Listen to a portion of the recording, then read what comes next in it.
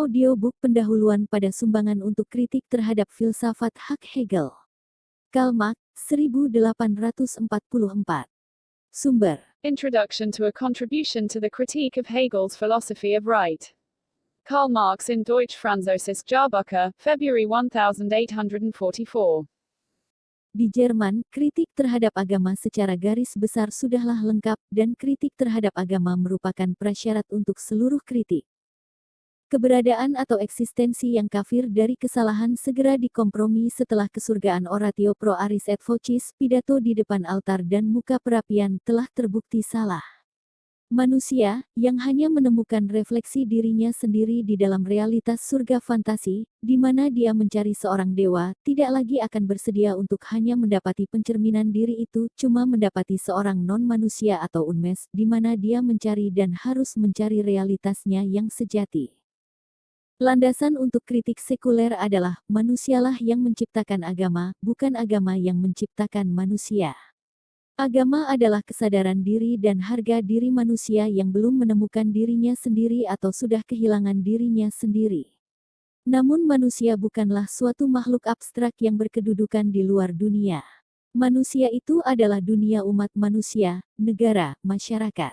Negara ini, masyarakat ini menghasilkan agama, yang merupakan sebuah kesadaran dunia yang terbalik karena mereka sendiri merupakan sebuah dunia yang terbalik.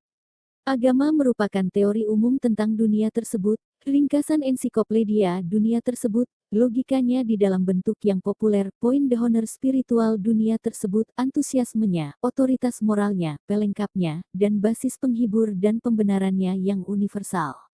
Agama merupakan realisasi inti manusia yang penuh khayalan atau fantasi karena inti manusia itu belum memiliki realitas yang nyata. Maka, perjuangan melawan agama secara tidak langsung adalah perjuangan melawan sebuah dunia yang aroma spiritualnya adalah agama tersebut. Kesengsaraan agamis merupakan ekspresi kesengsaraan real sekaligus merupakan protes terhadap kesengsaraan yang nyata tersebut. Agama adalah keluhan para makhluk tertindas, jantung hati sebuah dunia tanpa hati, jiwa untuk keadaan tak berjiwa. Agama adalah candu rakyat. Menghapuskan agama sebagai kebahagiaan ilusioner untuk rakyat, berarti menuntut agar rakyat dibahagiakan dalam kenyataan. Maka, panggilan supaya mereka melepaskan ilusi tentang keadaan mereka adalah panggilan agar mereka melepaskan keadaan di mana ilusi itu diperlukan. Maka, kritik terhadap agama adalah embrio dari kritik terhadap dunia yang penuh kesedihan di mana agama merupakan cahaya lingkaran sucinya. Kritik telah merenggut bunga-bunga ilusioner dari rantai, bukan supaya manusia akan terus mengenakan rantai yang tak terhias dan suram itu, melainkan agar dia melepaskan rantai itu dan memetik bunga yang nyata. Kritik terhadap agama menghancurkan ilusi manusia, supaya dia berpikir, bertindak, dan menghiasi kehidupan nyatanya seperti seorang manusia yang telah menyingkirkan ilusi-ilusinya dan memperoleh kembali kesadarannya, supaya dia bergerak memutari dirinya seperti mataharinya sendiri. Agama hanyalah matahari ilusi yang berputar mengitari manusia selama dia tidak berputar mengitari dirinya sendiri. Maka begitu dunia di luar kebenaran itu hilang, tugas ilmu sejarah adalah untuk memastikan kebenaran dunia nyata ini. Begitu bentuk suci dari keterasingan manusia telah kehilangan topengnya, maka tugas filsafat, yang menjadi pembantu ilmu sejarah, adalah untuk segera mencopot topeng keterasingan dalam bentuk-bentuk yang tak suci. Sehingga kritik terhadap surga menjelma menjadi kritik terhadap alam nyata, kritik terhadap agama menjadi kritik terhadap hukum, dan kritik teologi menjadi kritik politik.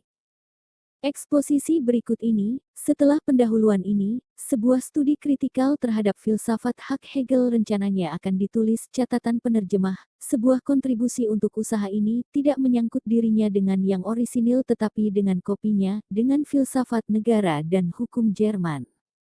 Satu-satunya alasan untuk ini adalah karena eksposisi ini hanya menyangkut negara Jerman. Bila kita memulai dengan status quo Jerman itu sendiri, hasilnya akan tetap menjadi anakronisme bahkan bila kita melakukannya dengan benar, yaitu secara negatif. Bahkan penyangkalan atau negasi terhadap situasi politik kita sekarang ini adalah fakta yang tua di dalam sampah sejarah negara-negara modern.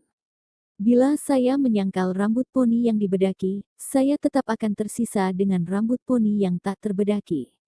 Bila saya menyangkal situasi di Jerman pada tahun 1843, maka berdasarkan kalender Prancis, saya tidak mencapai 1789, sebuah pusat perhatian zaman kita sekarang ini yang kurang penting daripada 1843.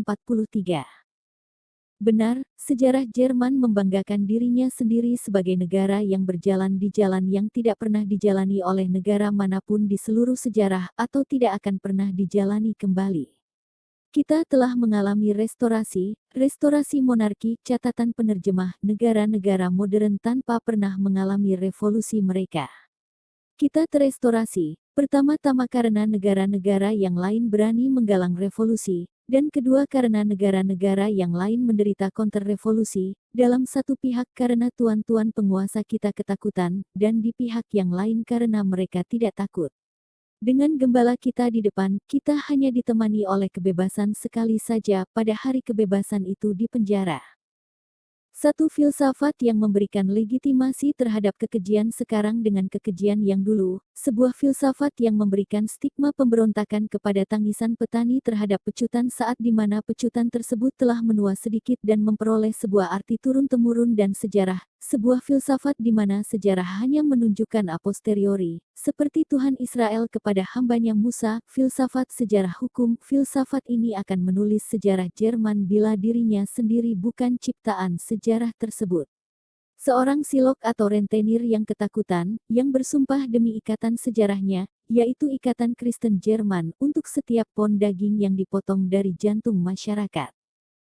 Sebaliknya, seseorang yang antusias dan berhati baik, seorang germanomaniak dan pemikir bebas, mencari sejarah tentang kebebasan kita di luar sejarah, di dalam hutan tetonik yang keramat.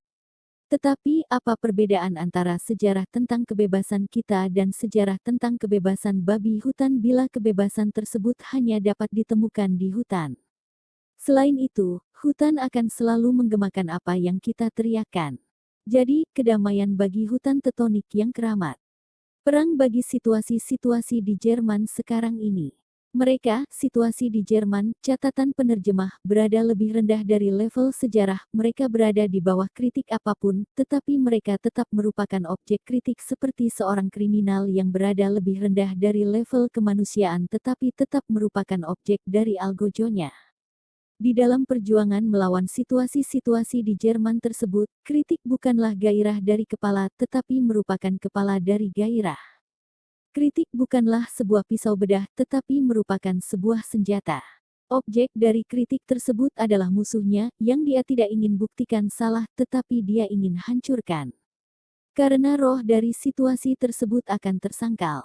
Situasi tersebut tidaklah layak untuk dipikirkan, dia merupakan eksistensi yang sangat tercela. Kritik tidak perlu membuat hal-hal tersebut jelas untuk dirinya sendiri, karena dia sudah selesai dengan mereka. Dia bukan merupakan akhir atau end, tetapi hanya merupakan jalan atau means. Penderitaannya yang esensial adalah kemarahan, tugas pentingnya adalah pengutukan.